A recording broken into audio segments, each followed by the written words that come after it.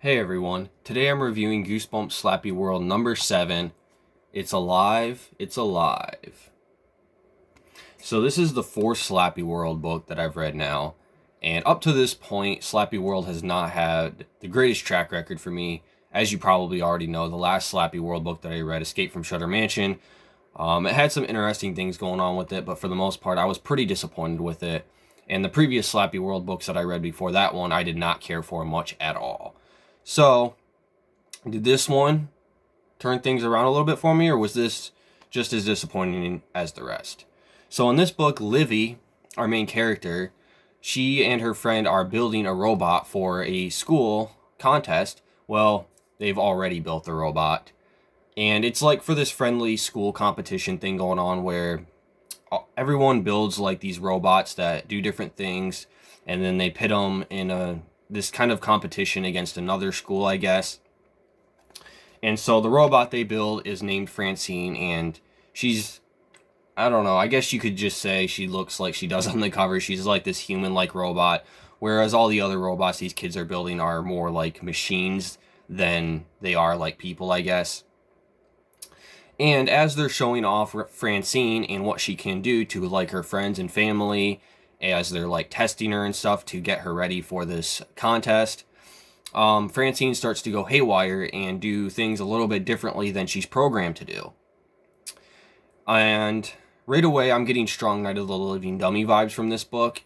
It feels like a Slappy book, just with the robot in place of Slappy, the ventriloquist dummy. So yeah, Francine starts to kind of go haywire and doing things on her own, and then the main character, Livy, and her friend are start to get worried that Francine it has like a mind of her own, or that someone is messing with her, like something's going on with this robot. And then there's also something going on with her parents. Her parents are acting strange. Her parents are both scientists, and they have like a laboratory down in their basement. And Livy is not allowed to go down there. So her parents are like super smart, and they work with robotics and artificial intelligence and stuff. And her parents take a look at Francine for her and look at her like programming and everything and take her apart. And they tell her that nothing's wrong with Francine. Like, she should be just fine.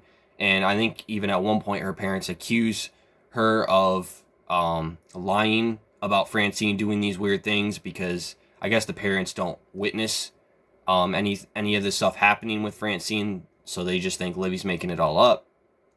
So her parents are acting very strange also, and claiming that there's nothing wrong with Francine. So that's pretty much the plot of this book. It basically revolves around this mystery of what's going on with the robot and what's going on with my parents. So there's enough there to kind of keep you interested. The mystery definitely had me scratching my head a little bit. I did kind of predict one of the twists, like how the story played out. But for the most part, like, I was actually wondering, what was going on here. Like, this is a little bit different. So, at the surface, this is still just another kind of reused plot structure from older Goosebumps books. It takes cues from, again, Night of the Living Dummy and Stay Out of the Basement from the original series. But this one really approaches things from a different angle, and it feels like a breath of fresh air, which is one of the things I appreciated about it. And I'm just going to say right now, too, that this book actually did impress me a little bit. I was pleasantly surprised by this book, especially in comparison to the other SlappyWorld books. So the number one thing that really impressed me about this book is just how coherent the story is.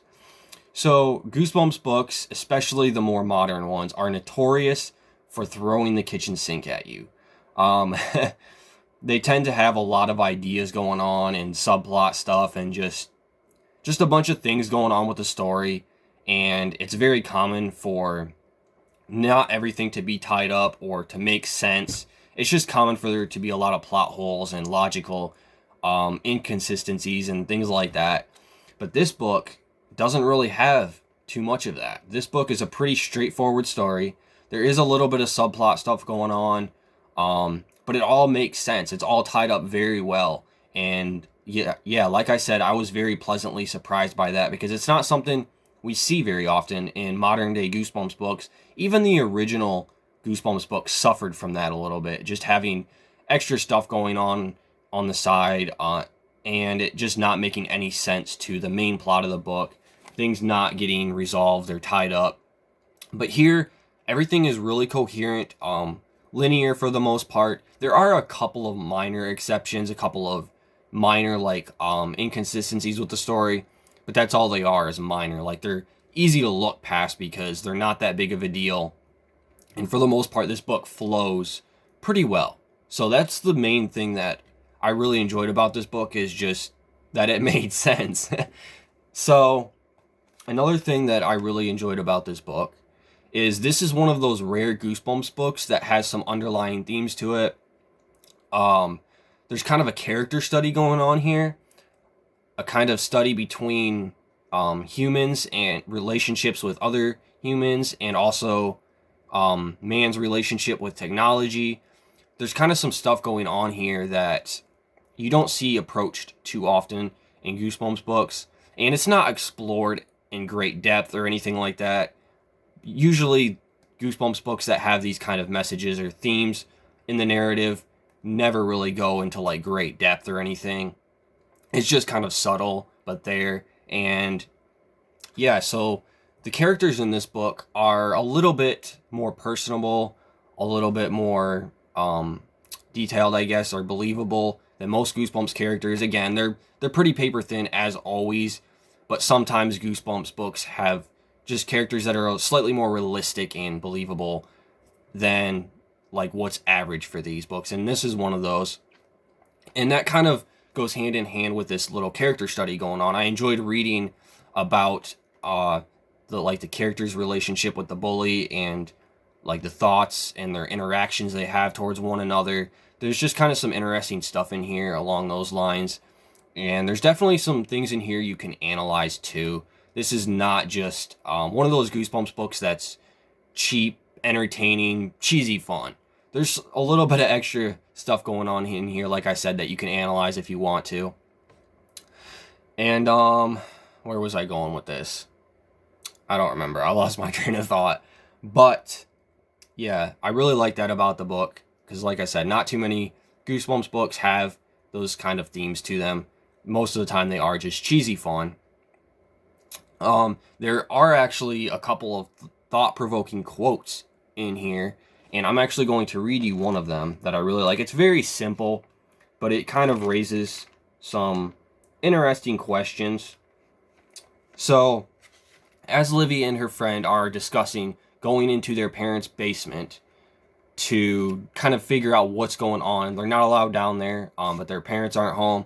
So she wants to go down in the basement to try to figure out what's going on. So she says to her friend Gates, "But don't you want to know the truth?" I demanded. He shook his head. "Not if the truth is too scary." So, very simple quote, very simple dialogue. But it's kind of interesting. It kind of raises some questions. You know, how far is too far? How far are people willing to go to learn what the real truth is? Or would they rather just stay, mindless, or ignorant of what things that are really going on?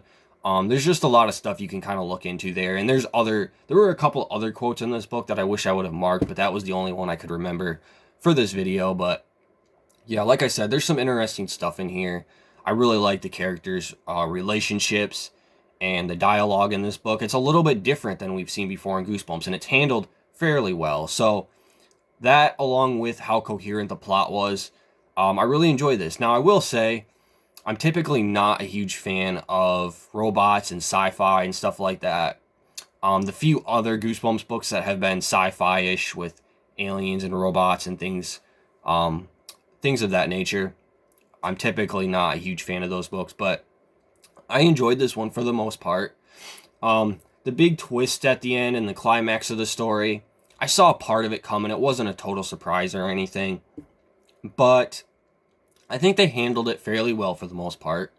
It did feel a little bit rushed. I think they could have elaborated on it a little bit more, especially considering how not slow the first half of the book was. It's not really slow or boring or anything like that, but I don't know. The pacing just felt a little bit off. I just think they could have spent more time during like the big reveal and what happens thereafter. But yeah, I didn't mind the twist at all. I thought it was pretty good. It was, like I said, it wasn't totally surprising. I kind of expected it, but it was handled in a way that I think it was executed very well. That's basically what I'm trying to say.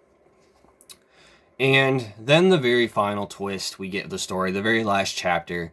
It kind of leaves off on a cliffhanger, and I'm not really a fan of the ambiguous ending in this one. I'm not against ambiguous or vague endings at all. I think in some cases they can be very effective.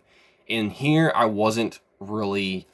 didn't find it very appealing because it felt just slightly out of step with the rest of the book. Like I said, this book is pretty linear and coherent, and most everything makes sense. You know, there's not a lot of logical inconsistencies with the story or the plot. And then we get this ending that raises some questions that are not going to get answered.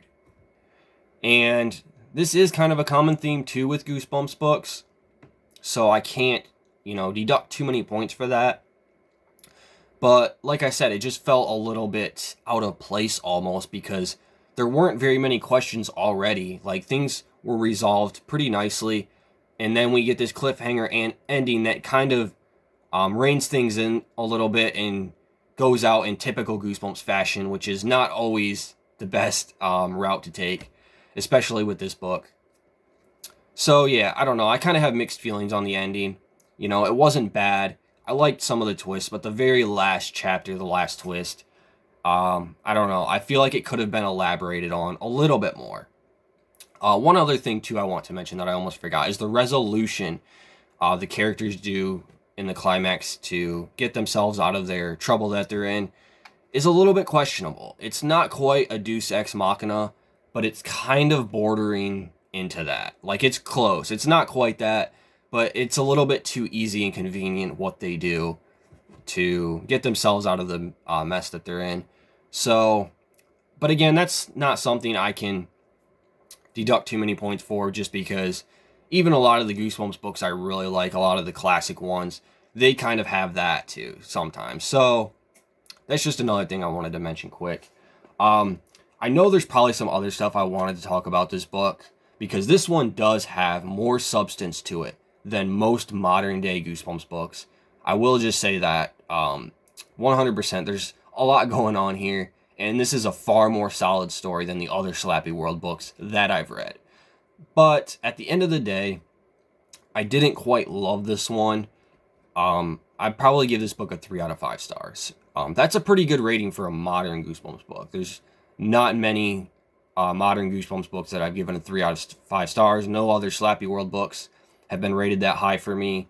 And I don't think, there's been a couple of Most Wanted books that have gotten a decent rating from me. But most of the Most Wanted books don't even make it to 3 stars. So that's a pretty good rating for this book.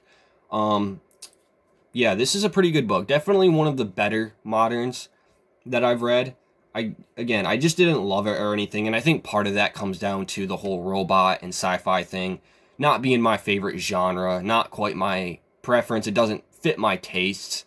But this is a pretty solid book for the most part. Again, I do have a few issues with it, but for the most part, it flows very well, and I just really appreciate that everything makes sense in here for the most part.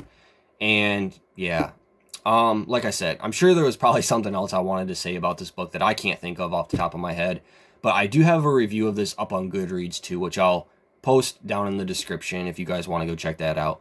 And have you guys read this book? Have you read It's Alive, It's Alive? If so, what are your thoughts on this one? Let me know down in the comments. So far, I think this is the best SlappyWorld book that I've read. And yeah, guys, that's about all I have for today. So thanks for watching.